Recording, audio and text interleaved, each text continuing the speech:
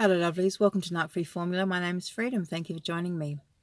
In today's episode, I want to talk about the Narc Harem, what it is and who's in it.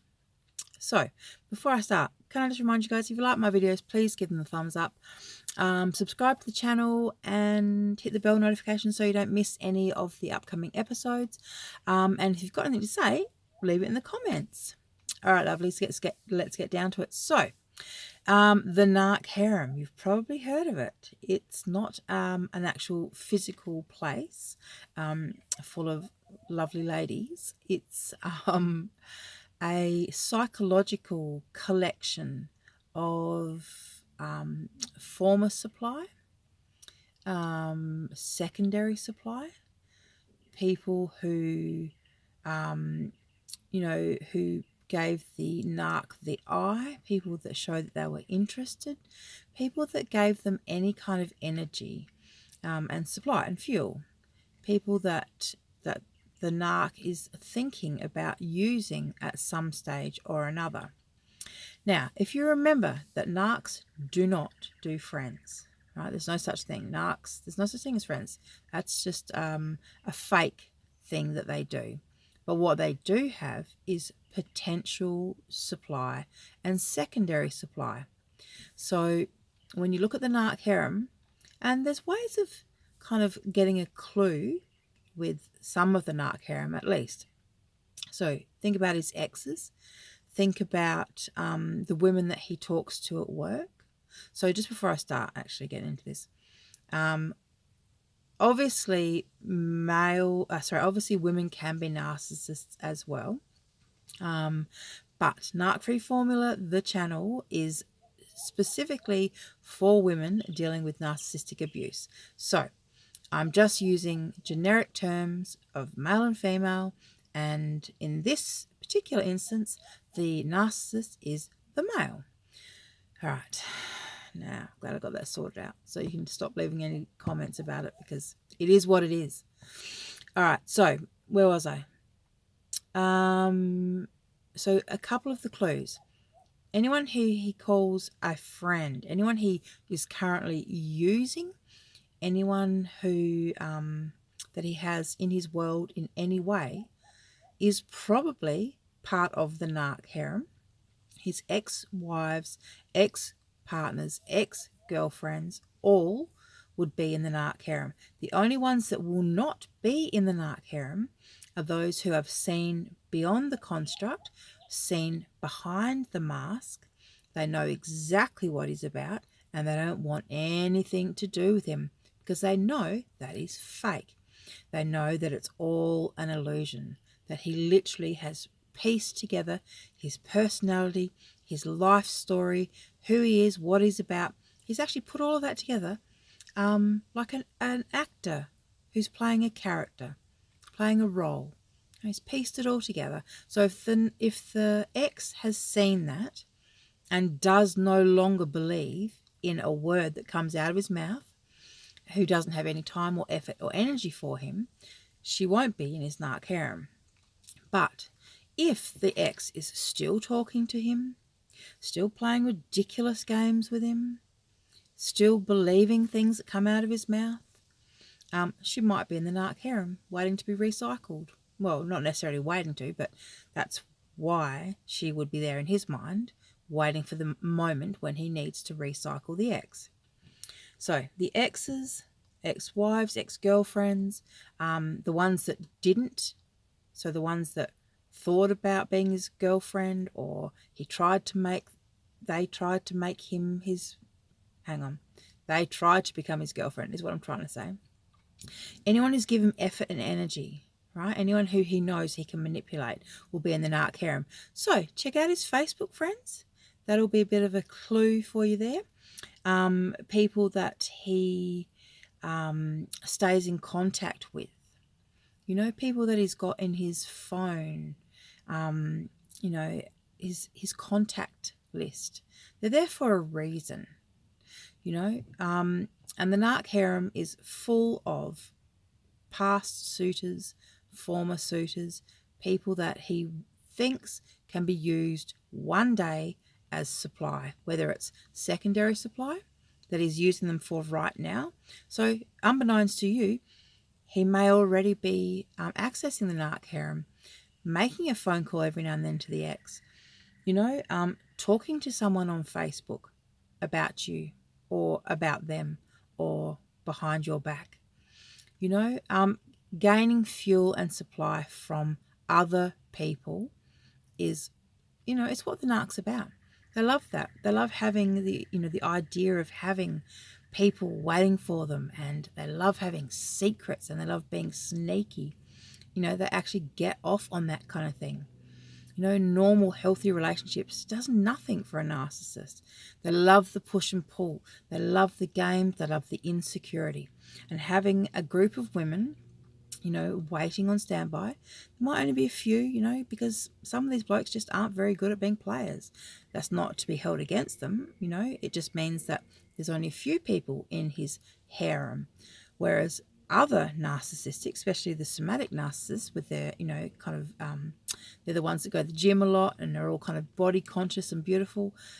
Those in particular, they will have hundreds, if not thousands of people in their narc harem.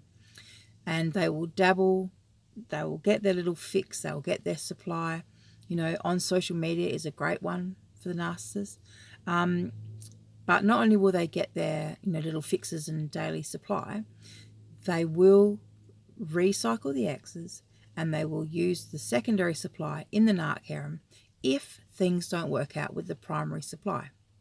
So here's a classic example. So just before my ex and I broke up, there was 5 of them in his narc harem. Now these were at the end of my situationship.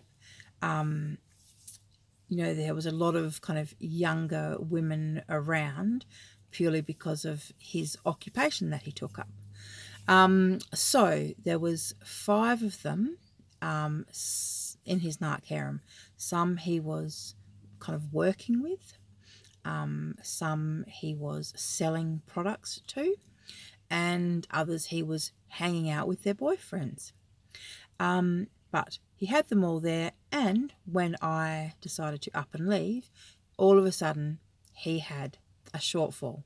He didn't know what to do, so he dipped into the narc harem, and he had a quick look around to see what was available, what was his best option, and lucky for him, his best option, her boyfriend was in jail.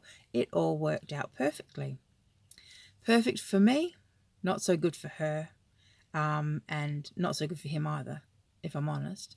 But anyhow, perfect for me, because it allowed me to be able to get away while he was focused on the new supply, right? And this is what the harem is for. It's a backup plan.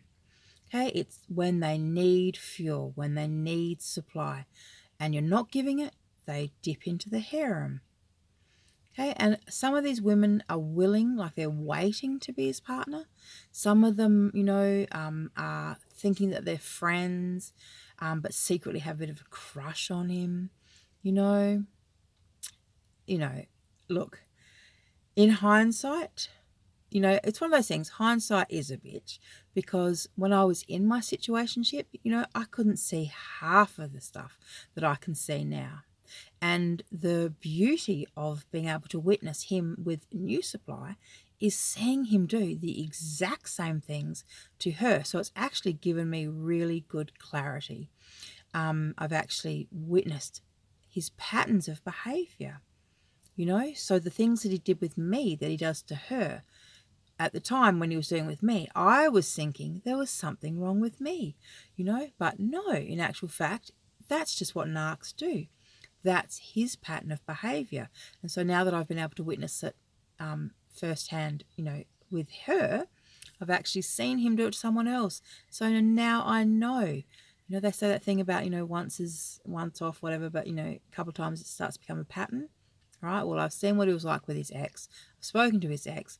I know exactly what he was like with her. I know what he was like with me, and I know what he's like with the new supply. Okay, so anyhow, back to the narc harem. That is what the narc harem is for. It's a holding tank where he keeps his potentials. As I said, anyone who's given him any attention, anyone who can be manipulated. Because you've got to remember, narcs are pretty damn charming. They know exactly what to say. They know how, what angles to push. They know what people are needing. They know what people are looking for. So, for example, I don't know, if you're 30, in your late 30s and your husband's in jail and you're hanging around with losers and everyone's, just using drugs and they're just dropkick losers, and the narcissist comes into your life and, it seems so exciting and so, and he's, because they're always so, what's the word? They're so full of themselves because, it's a false self. It's a projection, so they're kind of really, like there's a lot of bravado and kind of macho. They're very, they're very confident. Well, the false self is very confident, and that kind of makes people feel attracted to that. So, if you were vulnerable like that, if your man was in jail and, and then this person comes into your life, I could understand that that's the kind of thing that makes people vulnerable to narcissists, which is why they end up sitting in narc harems, acting like flying monkeys, waiting to be used. They don't even realize they're waiting to be used. They so just want the narc's favor. They so want the narc to smile at them and, to tell them that they've done well. It's quite sad, some of the women that end up in the narc harem and why they end up there, especially the flying monkeys. But I don't have much compassion for flying monkeys, at least not the ones that know that they're actually being flying monkeys. But that's another topic for another video altogether. All right, lovelies, I think that's the general, overview of the narc harem. I would also say one other point, and that is that the primary supply would not think that any of these women are the next in line, because the narcissist always runs down the secondary supply. So, for example, in my situation, his new supply right now, she was once in his narc harem. I was never insecure about her because he always told me that she was stupid, that she was just, a young loser, homeless, whatever. He always kind of ran her down, and that's what they do. They always put down the people. So when he's telling you that your friend's crazy, or she's this or she's that, right? He's just trying to cover up. Okay? Pay attention to these things. Okay? Pay attention. He's covering up for the fact that she's actually part of his narc harem. He's getting fuel from her. He's getting supply from her. And he's creating this illusion with her. He's playing games with her.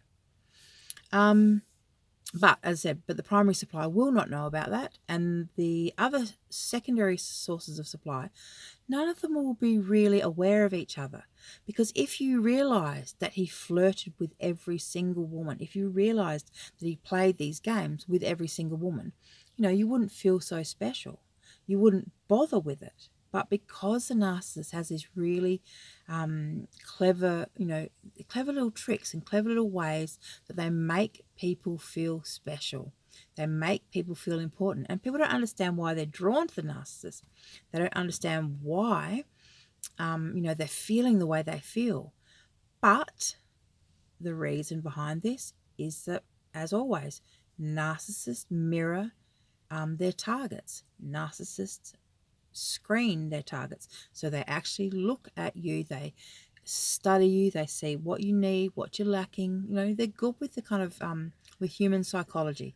They know your weaknesses, they know what you're looking for, and they pretend to be it. And then before you know it, you're sitting in the narc harem, unaware that you're in the narc harem, as they're just waiting to be used, and oblivious to the fact that you're not alone, that there's company. I mean, yeah, look, I don't want to mention names with my ex just because, firstly, I don't want to give him any attention.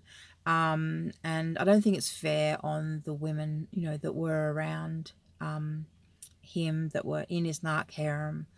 I don't think it's fair to kind of name them, but at times I do get the urge. I got to tell you, I do get the urge to just spill the beans on the whole damn lot.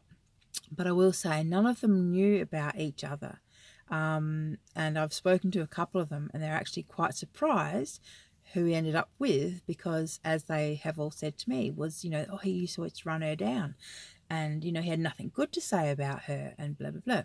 So that is what they do. They keep everyone divided. They tell stories about everyone, to make sure that no one knows that how they really feel and what they're really thinking. And at the end of the day, as I said, none of us are special. We're all just appliances that give them fuel. And when we don't give them fuel, adios appliance. All right, lovelies, it's been nice talking to you, and I will see you not tomorrow, but the day after.